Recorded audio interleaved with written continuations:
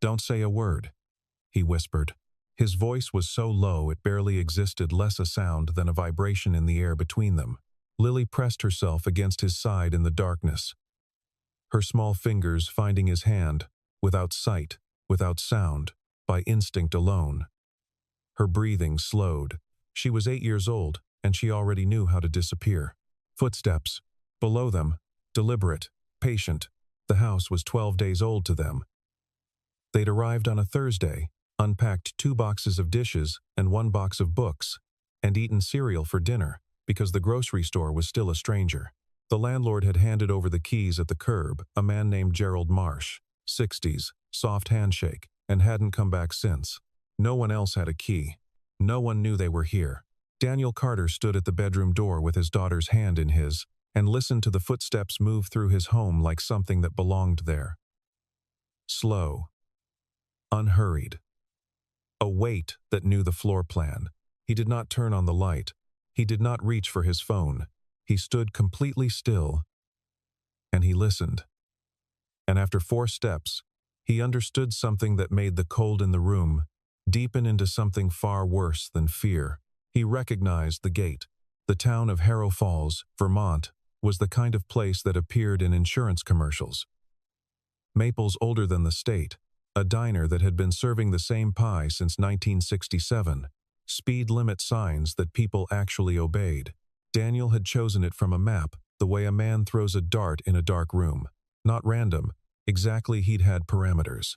Population under 4,000, no military base within 50 miles, no federal buildings, no public record of his name attached to any property within a 200-mile radius. He'd paid Gerald Marsh 6 months up front, in a certified check, drawn from an account that his daughter didn't know existed. The house itself was cedar-sided, 2 stories, 3 bedrooms when they only needed 2, a porch that faced east so the mornings came in through the front windows, a yard gone slightly wild with the late September grass. Lily had called it the messy one when they'd pulled up, and he'd laughed in a way he didn't do often. He'd laughed, and she'd smiled at the sound of it. That first week was almost ordinary. He enrolled Lily in the elementary school on Birch Street, 3rd grade. Mrs. Patricia Holwell, 23 students, school play coming up in November. Lily had come home on the 2nd day with a girl named Becca's phone number written in purple marker on her arm. She'd fallen asleep at dinner. Daniel had sat at the kitchen table after she was down.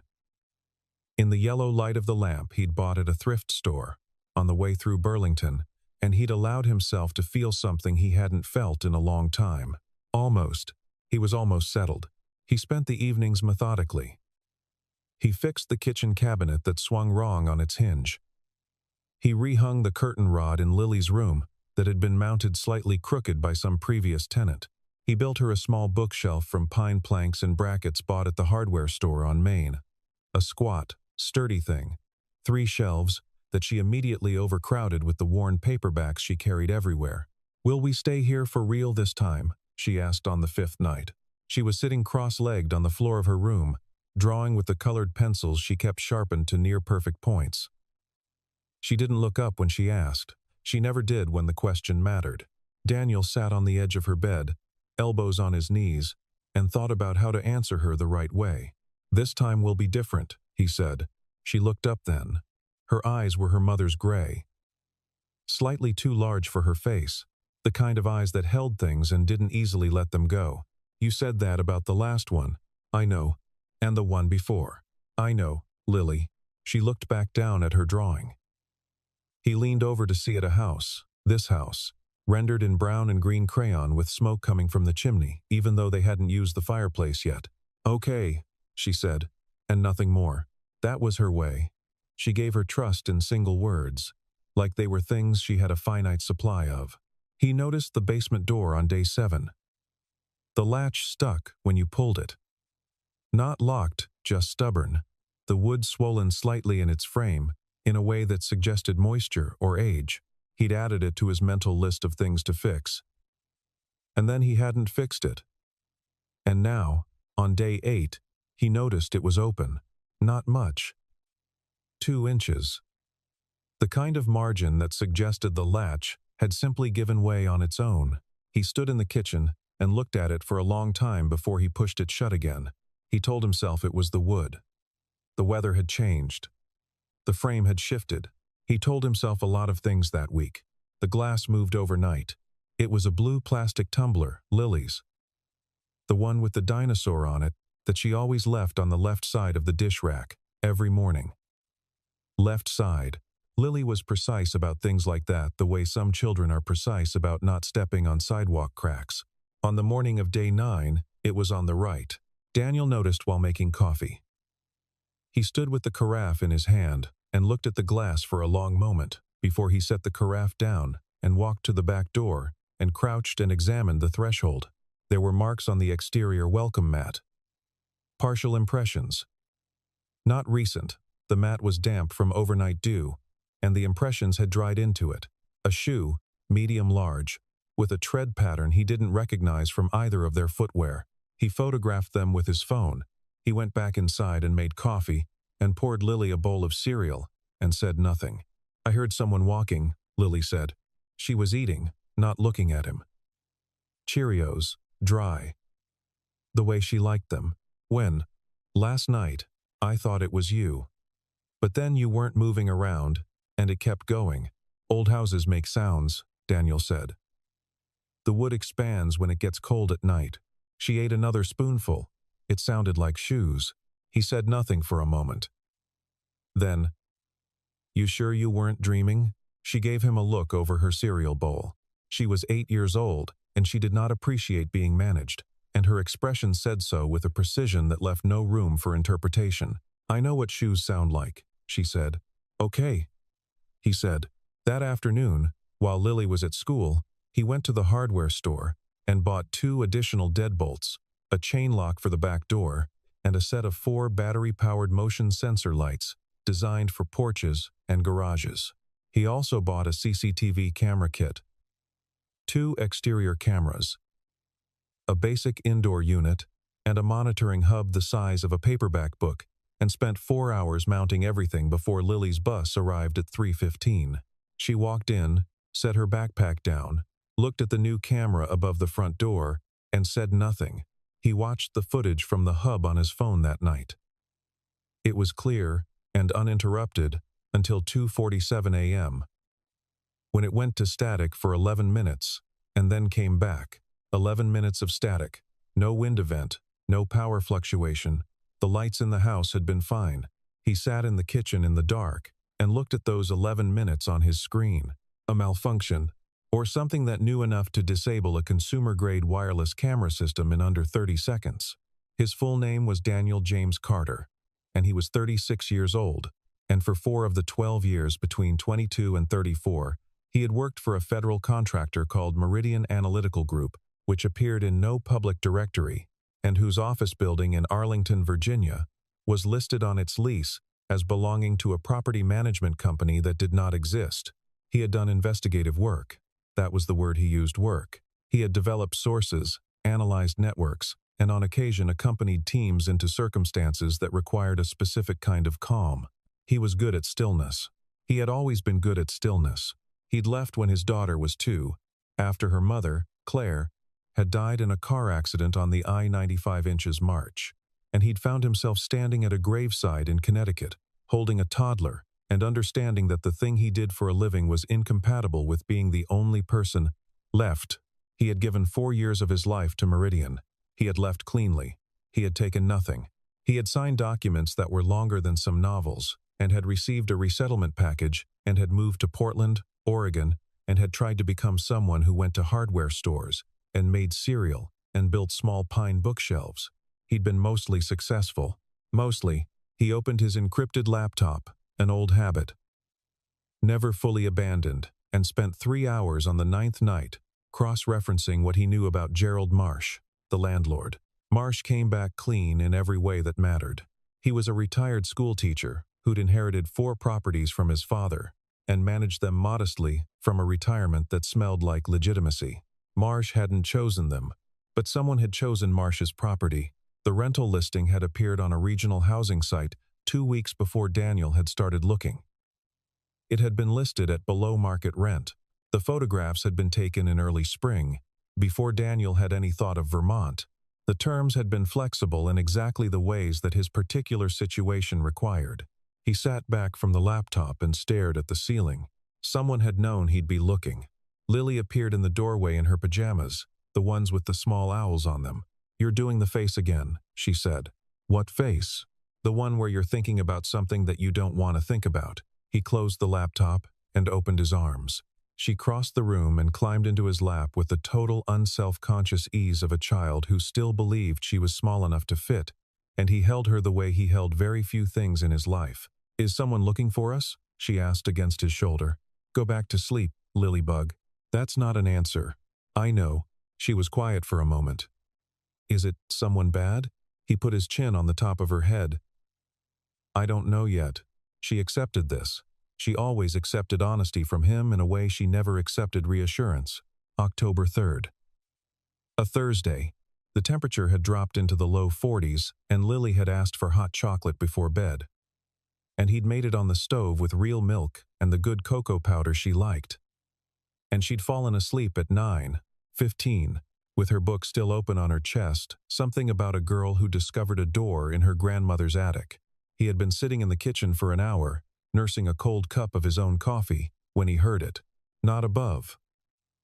Not the usual settling sounds of an old house breathing in the dark.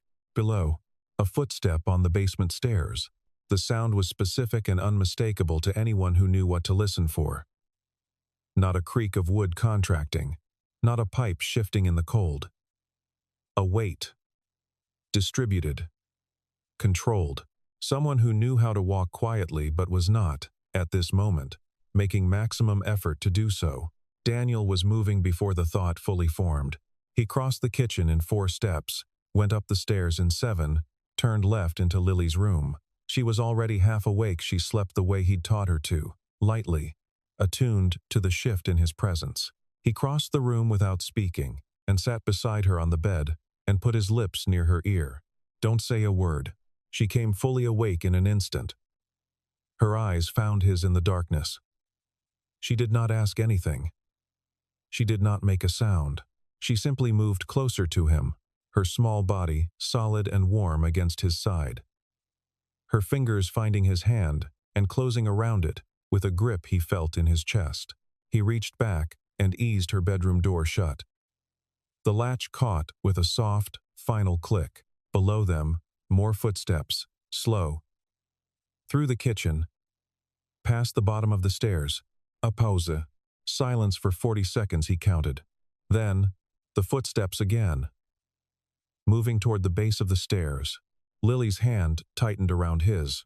He put one finger against her palm. "Wait." She stilled. The footsteps stopped at the base of the staircase. Daniel sat in the blackness of his daughter's bedroom, in the house he'd lived in for 12 days, and he listened to someone stand at the bottom of his stairs and breathe. And he knew it was in the weight of the steps. The specific pause between them, a half-beat longer on the left. Compensating for something. An old knee injury. The left meniscus, sustained during a retrieval operation in Kosovo in 2009. He knew about it because he'd been the one to help get the man out. He knew the sound of Marcus Webb walking in the dark, and Marcus Webb had been officially dead for 3 years. The tread shifted. Moved back. The footsteps retreated back through the kitchen, back toward the basement. Slower now, as if making a decision. Then quiet. Daniel sat motionless in the dark for another 10 minutes after the sound stopped entirely. Lily sat with him. She did not ask to turn on the light. She did not ask if it was over. She only sat. When he finally stood, very carefully, and moved to the window to look at the backyard, it was empty. The motion sensor lights were dark. Whatever had triggered them had moved far enough away to fall outside their range. He looked at his daughter. She looked back at him. "Was it him?" she whispered. "Shh." Was it the same person from before? He crouched in front of her so their eyes were level. He put one hand on the side of her face, the way he did when he needed her to really hear him. "I need you to be very brave for me tomorrow," he said. "Can you do that?" She considered this with the gravity she brought to all serious questions. "I'm always brave," she said. He almost smiled. "I know you are." At first light, he went into the basement. He'd been in it once before, briefly a quick survey when they'd moved in. Stone foundation, exposed joists above, a furnace from the 90s, a utility sink, shelving units with the previous tenants' forgotten canning jars. Nothing remarkable. He started at the furnace. The floor was poured concrete. Poured at different times, he could see the seams. The oldest section was in the northwest corner, behind the shelving units. He moved the shelving unit by pulling it straight out from the wall, and there was a smell that hit him before he saw anything. Old air, sealed space, chemical compounds that he associated with a very particular kind of work environment. Behind the shelving unit, the concrete stopped 4 inches short of the stone foundation wall. In that 4-inch gap between concrete and stone, the stone itself had been cut, a doorway, roughly 3 feet wide, covered by a steel panel painted to match the foundation color. The panel was on a pivot hinge. It opened soundlessly. The hinges had been recently oiled. Beyond it, a crawl space that ran under the back addition of the house. 10 feet deep, 5 feet high. Dirt floor, recently disturbed. He swept the beam of his flashlight across it slowly. Along the right wall, a folding table, military grade. A portable power unit, battery, backed, currently dark. A mounting bracket for equipment that had been removed. But recently, the bracket's adjustment screws still showed marks from a tool used in the last week. On the dirt floor, a rectangular impression where something had sat for some time. Something roughly the size of a pelican case, the kind used to transport sensitive equipment across difficult terrain. On the folding table, a single piece of paper. Blank, except for 7 characters written in pencil in the upper right corner. He recognized the notation system. He'd used it himself, once. He photographed the paper without touching it. He photographed the space. He photographed the bracket, the equipment impression, the pivot-hinged panel. Then he went back upstairs and called Lily's school and told Mrs. Holwell that Lily would be absent today due to a family situation. And then he sat down at his kitchen table and began to think through what he actually knew. Marcus Webb had survived whatever had happened 3 years ago and had hidden it. Someone had set up an observation post in this house before Daniel had rented it. That observation post had been active until very recently, within the last week, and Webb had come back for something.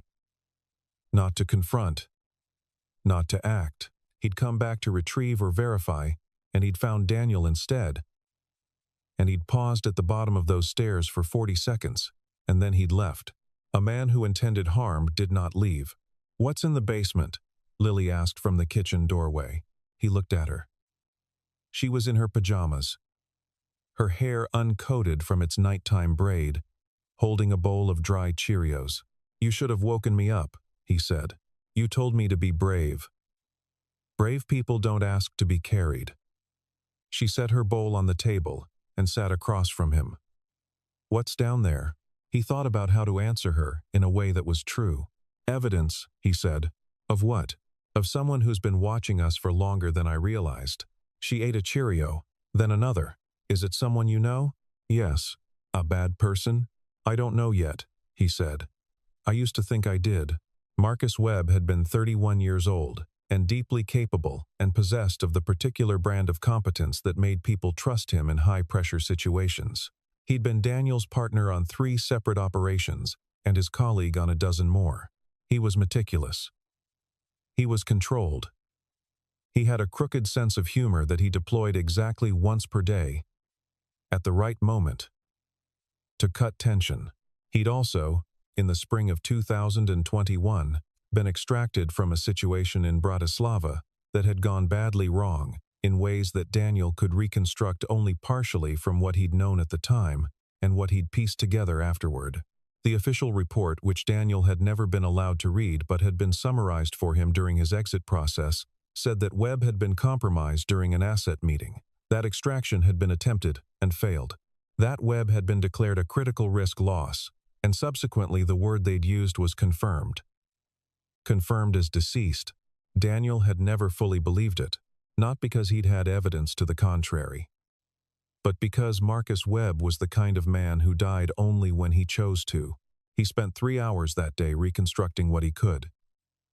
He had no access to official records anymore, and he hadn't maintained connections to people who did, but he had his memory, which was organized and detailed and did not misplace significant things. What he came back to, after 3 hours, was this.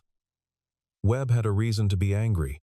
On the last night in Bratislava, Daniel had been the one who'd made the call to abort the extraction and pull back. He'd made that call based on signals that had indicated a cordon was closing. He'd been the senior operational presence. The call had been his. Whether that call had been right, whether there had truly been no other option, whether a different choice might have gotten Webb out, was something he had never fully resolved. He told himself the signals were clear. He'd told himself anyone in his position would have made the same call. He'd been telling himself that for 3 years.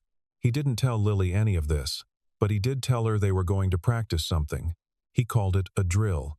He showed her, without explaining why, the sequence of moves he needed her to know. The closet in his bedroom, the interior panel he'd identified on their first day that could be pulled free to create a hiding space behind the wall cavity. She fit inside it. He told her she was to go there and stay completely silent if he ever told her to, regardless of what she heard. She didn't ask why. She memorized the route. That evening, after dinner grilled cheese, the only meal she reliably requested, she looked at him from across the table and said, simply, "Are you scared?" He thought about lying. Then he didn't. "A little," he said. She nodded, slowly, as if this confirmed something she'd already concluded. "Good," she said. "Scared people are more careful." He looked at his daughter for a long moment. Then he said, "Where did you hear that?" "A book," she said, and went back to her sandwich. October 5th, a Saturday. He'd kept Lily home from school Friday and told her they were having an adventure day. They'd driven to a state park 20 minutes away and walked for 3 hours along a trail beside a river that was beginning to run fast with autumn snowmelt from the hills. She'd collected rocks. He'd watched the tree line. On Saturday night, he put her down early and sat in the dark in the kitchen and waited.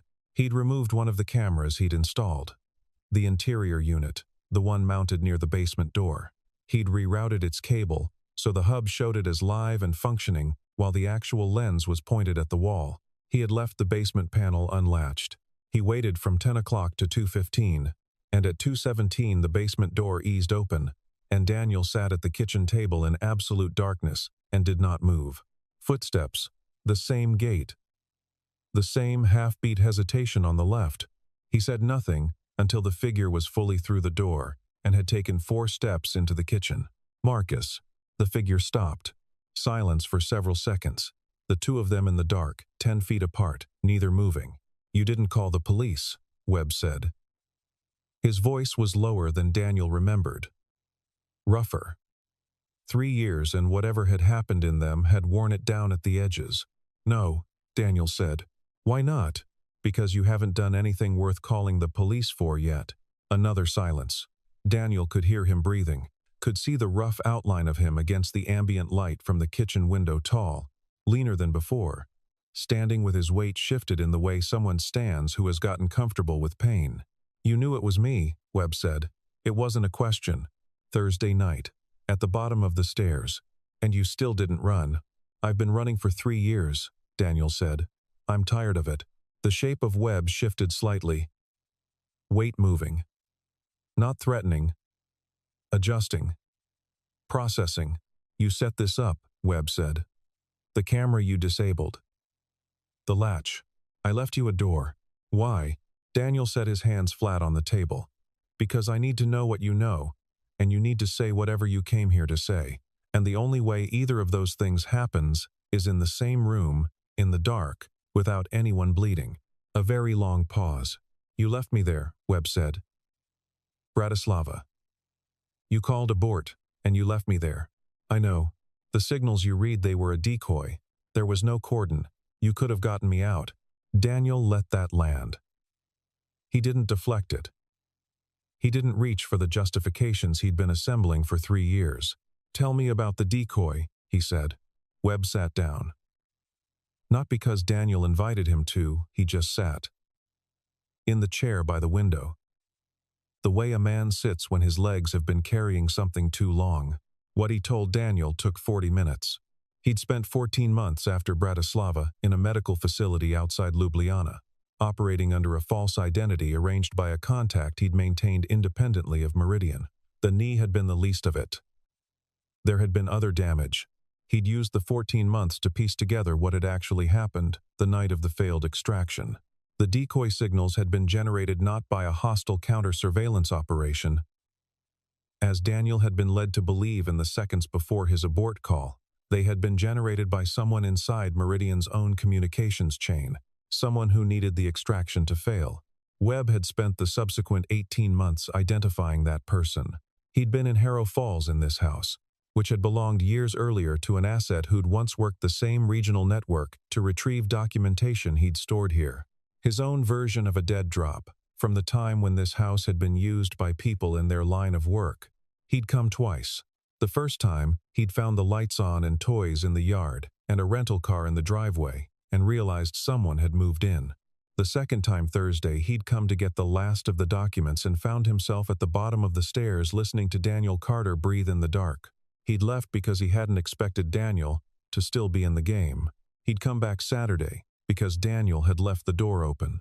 The documents, Daniel said. That's what was in the case.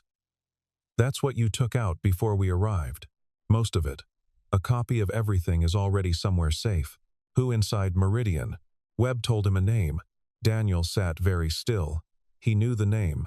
He had respected the person it belonged to. And you came here to do what with that information? I came here to decide, Webb said. Whether to use it publicly.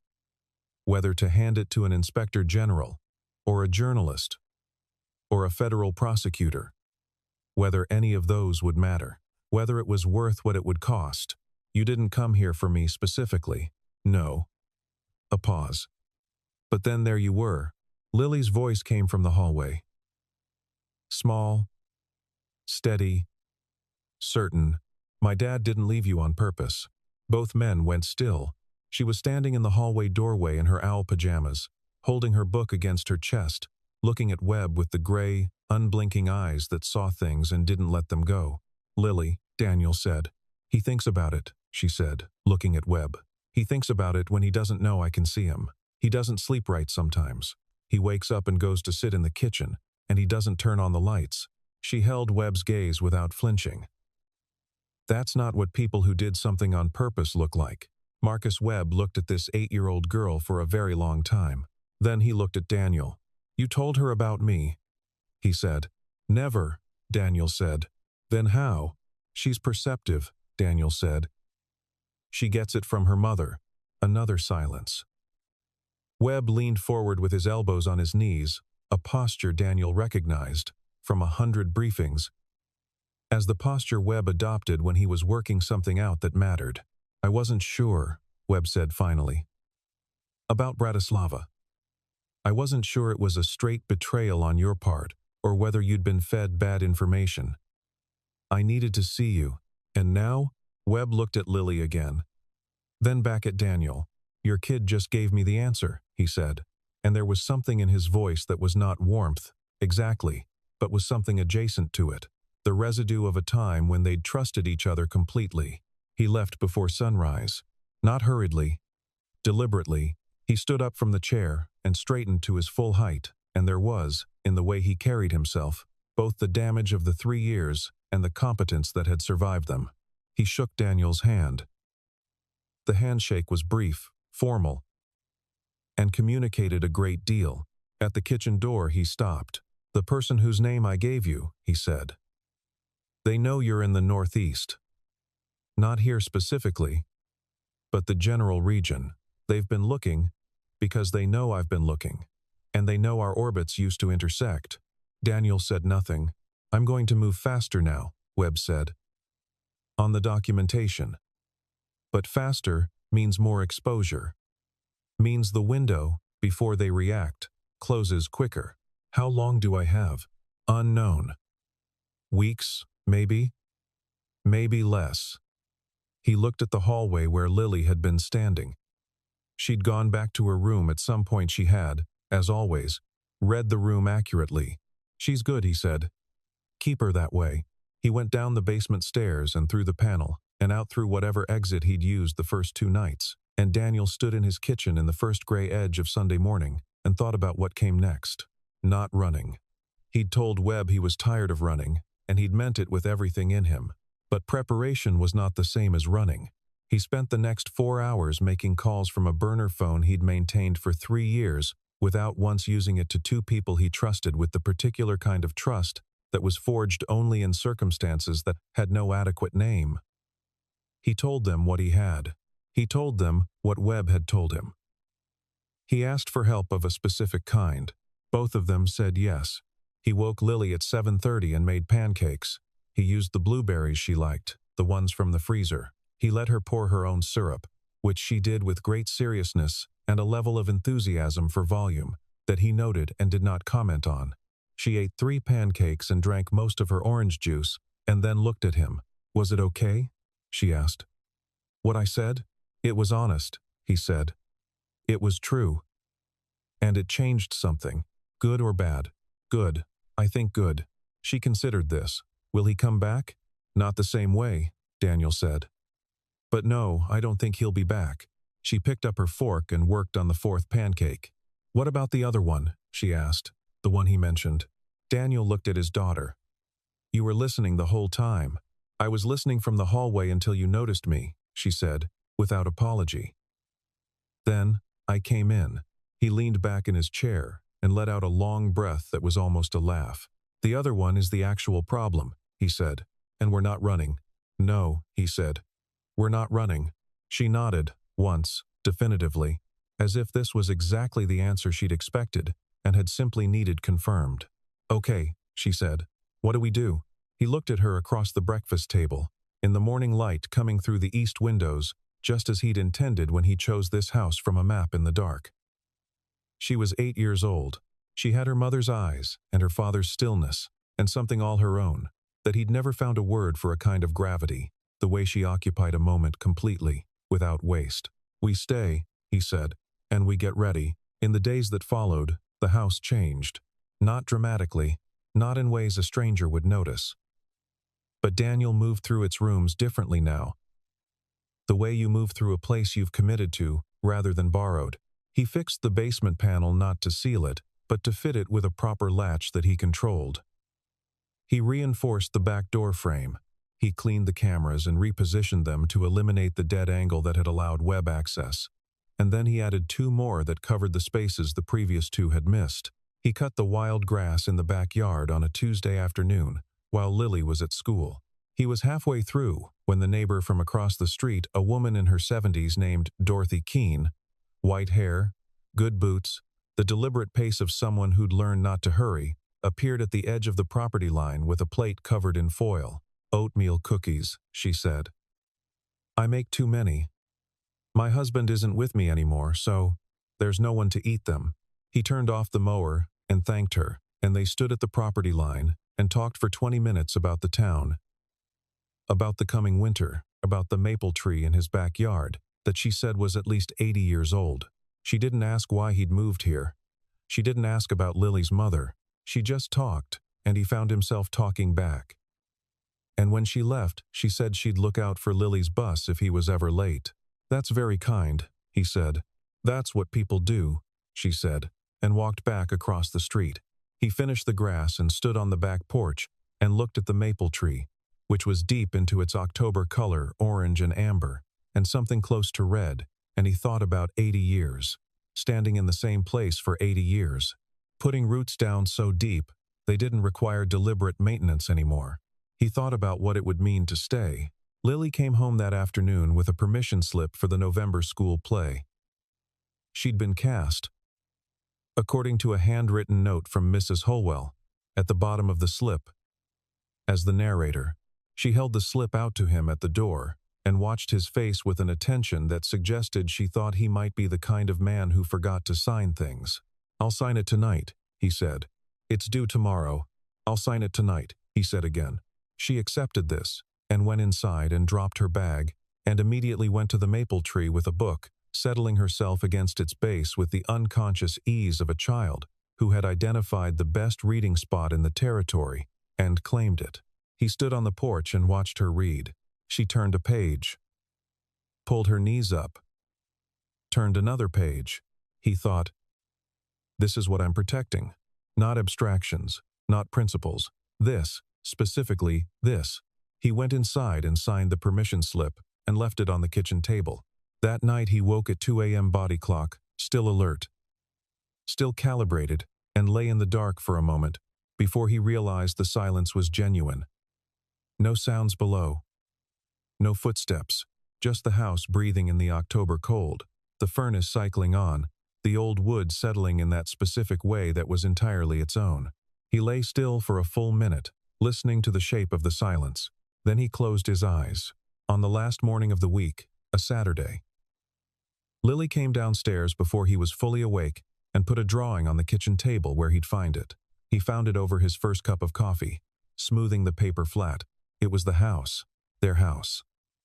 Cedar siding rendered in careful brown strokes, the maple tree in full fall color, a front porch with 2 figures on it, one tall, one small. Smoke from the chimney, the east windows bright, and in the upper corner of the drawing, where she'd been leaving a shadow person for 2 weeks, there was now only sky. She'd drawn the sky in careful horizontal layers. Pale gold at the horizon, pale blue above. The lightest possible version of morning. He sat with the drawing for a long time. When Lily came down for breakfast, she looked at him looking at it, and he looked up at her, and she shrugged with one shoulder, in the way that meant she knew exactly what she'd done, and didn't need him to make a production of it. Eggs? She said. Yeah, he said. Eggs. He got up and went to the stove. Outside the kitchen window, the maple stood in the thin autumn light, the last of its leaves still holding. The motion sensor lights on the porch were still. The camera above the front door was steady and green. He cracked 2 eggs, and then 2 more. Behind him, Lily climbed onto the stool at the counter and opened her book to where she'd left off and began to read, and the house around them was quiet in the way that only houses with people who have chosen to stay inside them are quiet. A quietness that is full, rather than empty. He cooked, she read. The light came through the east windows exactly as he'd planned when he'd first driven up to this house on a Thursday morning, with 2 boxes of dishes and 1 box of books, and a daughter who'd called it the messy one and made him laugh. He hadn't known then if they'd stay. He knew now. Outside, the camera light blinked its patient green. Not a warning, just watching,